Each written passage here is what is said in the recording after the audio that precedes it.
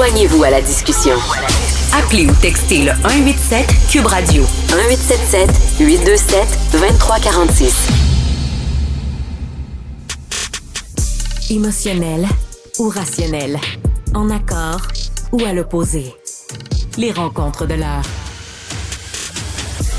Nous sommes avec Emmanuel Latraverse et Mathieu Bock-Côté. Emmanuel, lors d'un point de presse de Donald Trump, il y a un journaliste qui a demandé à Donald Trump, est-ce que vous êtes prêt, parce que vous aimeriez que le Canada soit le 51e État de votre pays, est-ce que vous êtes prêt à utiliser l'armée et les armes pour forcer le Canada à s'intégrer aux États-Unis? Il a dit non, mais je suis prêt à utiliser les forces économiques.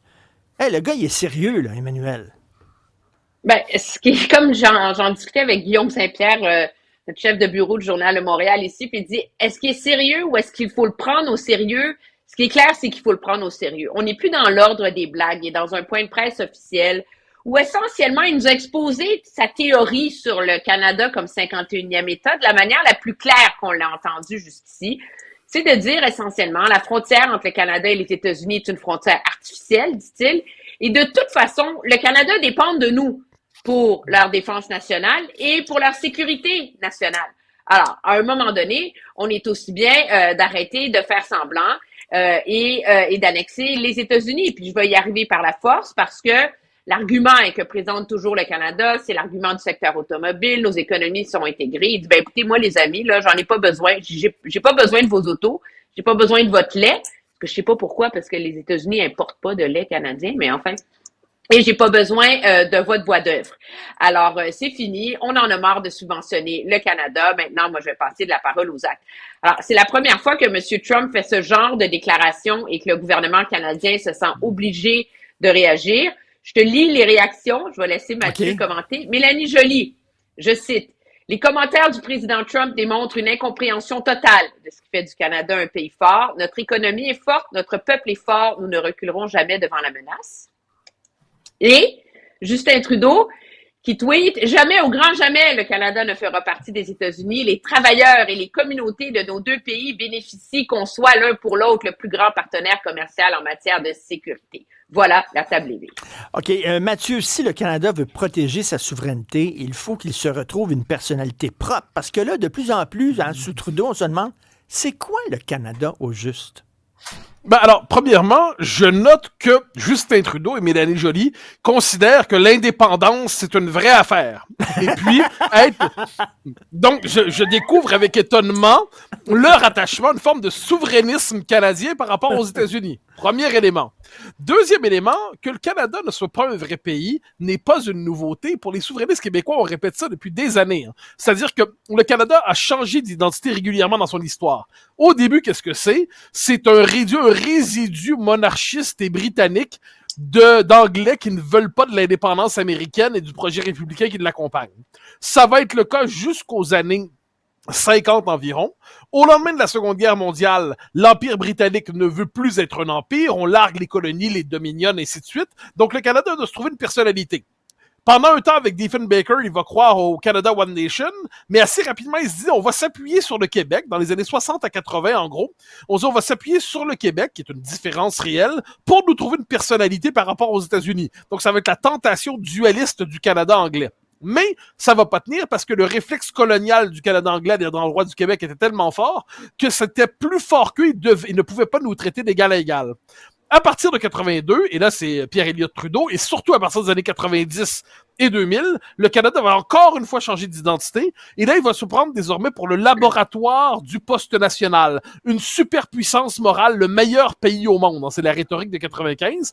Donc là, c'est le pays qui se distingue par le fait qu'il n'a pas d'identité. C'est ce que dit Trudeau au Washington Post en 2015 quand il se fait lire en disant « Le propre de l'identité canadienne, c'est qu'on n'a pas d'identité spécifique, sinon notre quête de la diversité. » Ce modèle, inévitablement, va à l'autodestruction, parce que si vous n'êtes rien, ben vous êtes soit du vide, soit vous êtes éparpillé. Donc, vous manquez d'identité substantielle. Donc là, aujourd'hui, qu'est-ce qu'on voit? Les Québécois, eux, ont leur identité, ne doutent pas de qui ils sont. D'ailleurs, je pense que le Canada nous a jamais pardonné d'avoir une identité aussi assurée.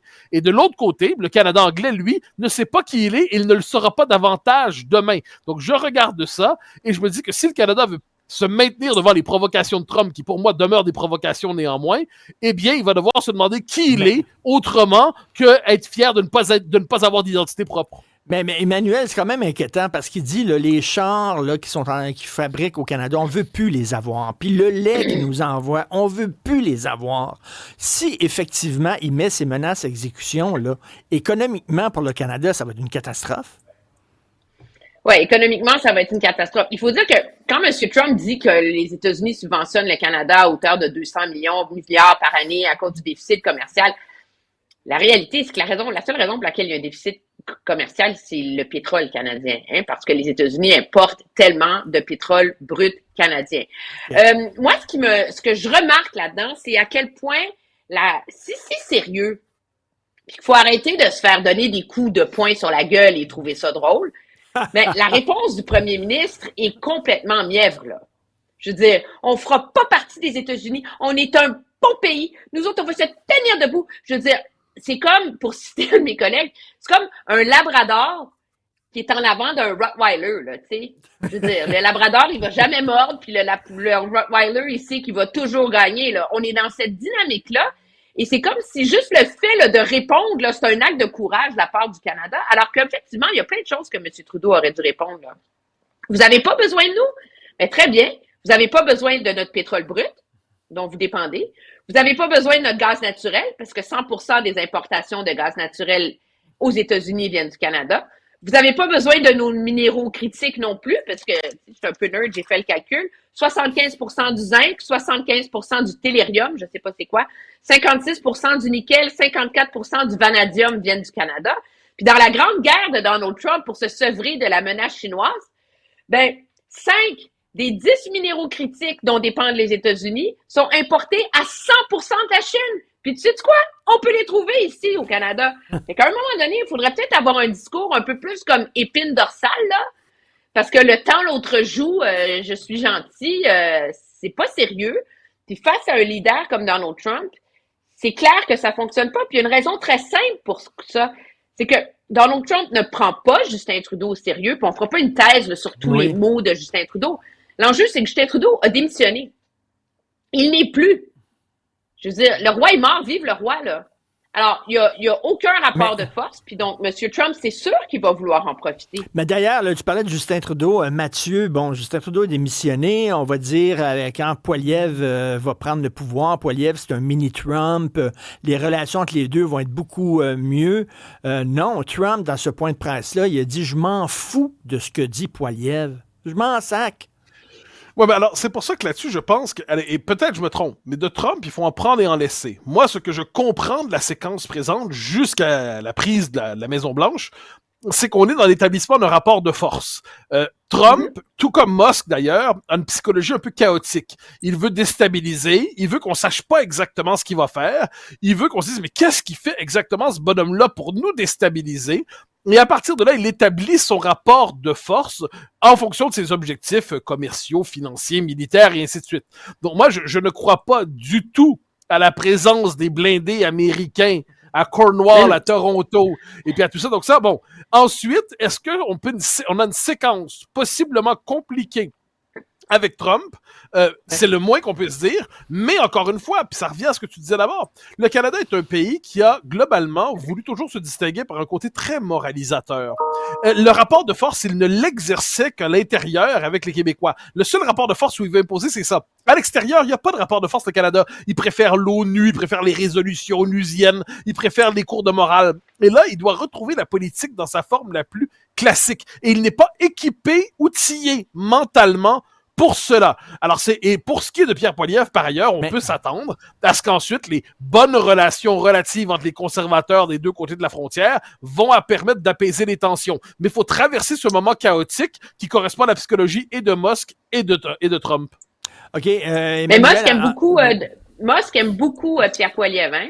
Dans les 2 derniers jours, là, il a retweeté deux de ses vidéos. Alors, il va falloir voir où ça va mener. Moi, j'ai une dernière chose à dire là-dessus. C'est qu'on puisse s'offusquer de Trump et que c'est un malfrat, il respecte pas la souveraineté, etc.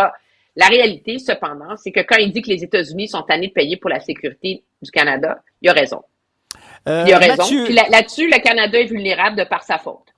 Mathieu, parle-nous de la chronique que tu as écrite, que je trouve très intéressante. Laval, ville arabe, point d'interrogation. C'est suite à un texte qui est paru dans la presse. Parle-nous de ça. C'est un texte qui est paru dans la presse. Une journaliste de Colpron de mémoire nous raconte le premier hiver au Québec, en particulier à Laval, d'une famille du Liban qui s'est établie chez nous, au Québec. Et là, elle leur donne le crachoir, elle leur donne le micro. Et puis, qu'est-ce qu'ils disent? Ils disent, c'est formidable, Laval. Il y a plus d'Arabes que de Québécois. Donc, c'est formidable. On est comme chez nous. Donc, autrement dit, on a les avantages du Québec sans avoir l'encombrement des Québécois.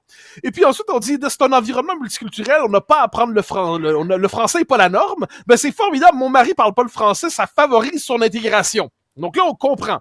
Ce trait de génie, c'est que ça favorise son intégration parce qu'il n'y a pas à faire l'effort d'aller vers les Québécois francophones et le Québec largement pour avoir à travailler. Donc, globalement, les conditions matérielles, sociologiques, démographiques de l'intégration n'existent plus à Laval. Les Québécois sont dans le paysage de manière un peu lointaine. D'ailleurs, je note que pour cette dame, les Québécois, c'est pas un concept purement juridique. C'est globalement la majorité historique francophone. Je ne suis pas surpris par ailleurs parce que, moi, je leur en veux pas en tant que tel. Je constate simplement qu'on a laissé se déployer à Montréal, à Laval, ailleurs, un environnement démographique où la culture de référence, la culture du pays d'accueil n'est plus présente et dès lors, elle est presque de trop. Et on se réjouit quand elle n'est pas là. Et la journaliste était toute heureuse de faire son inclusive heureuse et de dire « Ah, c'est formidable ».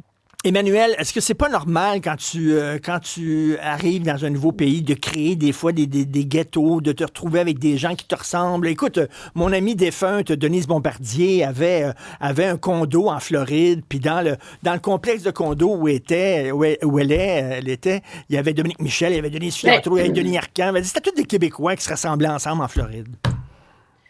Ouais, moi tu seras pas surpris si je te dis que je trouve Mathieu un peu sévère dans son analyse de cette chronique-là. Je suis pas sûre qu'on va porter un jugement de valeur sur la capacité d'intégration d'une famille libanaise quand ça fait 6 mois qu'elle est arrivée au Canada, là. Je veux dire, cette famille-là, la femme est à l'école, le mari aussi prend des cours, le mari apprend le français, c'est plus facile parce qu'ils sont dans un ghetto en ce moment. Est-ce que c'est signe qu'ils ne s'intégreront pas? Voyons dans 2 ans où ils seront rendus. Quand les nouveaux arrivants arrivent, je suis pas prête, moi, à dire qu'après 6 mois, parce qu'ils sont pas pleinement intégrés, c'est la preuve de notre assimilation et de notre noyade démographique, là. Excuse, la noyade est commencée depuis longtemps, là. À un moment donné, Laval est une ville qui s'est anglicisée depuis 25-30 ans. Parce que l'histoire de cette madame puis de ce petit monsieur, cette histoire-là s'est reproduite des milliers, des dizaines de milliers de fois. Montréal est une ville, aujourd'hui, qui s'est West Islandisée pour l'essentiel. Tout ça a de l'influence sur les comportements électoraux des gens. Quand on parle de l'école Bedford, quand on parle de l'école Saint-Maxime, si je me trompe pas, à Laval, ces écoles qui se multiplient, pourquoi on a des problèmes d'intégration? C'est parce que des milliers de fois, tu sais, Bedford, qu'est-ce qu'il y a derrière ça? Il y a tout simplement que, pourquoi les islamistes peuvent faire de l'entrisme aussi facilement? Parce qu'il y a une base démographique musulmane qui fait en sorte que les normes musulmanes... Non! Ils font de l'entrisme pour une raison très simple, c'est que les dirigeants d'école puis de commissions scolaires sont pas capables de mettre leur culotte parce qu'ils ont peur de faire c'est une réponse de technocrate, si tu me permets. Essaie de faire de l'entrisme islamiste à Jonquière. Ça va être pas mal plus compliqué. Pourquoi? Parce que t'as pas la base démographique pour le faire. Mais qu'est-ce qu'on voit aujourd'hui partout au Québec? Il y a la majorité historique francophone devient de plus en plus minoritaire. Ce que disait Gérard Bouchard, pour qui j'ai pas une affection immodérée, il y a déjà plusieurs années, il dit à Montréal et de la grande région de Montréal, la majorité devient minoritaire et les minorités deviennent majoritaires. Mais la conséquence de ça, c'est qu'il y a une forme d'expulsion symbolique des Québécois francophones de la grande région Montréal métropolitaine. Et quand on nous le raconte comme ça, on dit c'est une histoire parmi d'autres, ça compte pas, ça compte pas. Qu'est-ce qui s'est passé au Québec depuis 30 ans si c'est pas un effondrement de nos capacités d'intégration? C'est ce qu'on a devant nous. Donc, décider de dire non, c'est une petite histoire, ça me semble un peu lunaire. OK, je laisse le mot de la fin, Emmanuel. Tiens. Non, je dis pas que c'est lunaire. Je dis pas qu'il n'y a pas des préoccupations à avoir sur ces phénomènes-là, mais le problème en est un de ghettoisation. Et moi, je suis pas prête à dire que Laval est maintenant une ville arabe sous prétexte. C'est pas toi qui le dis, Emmanuel!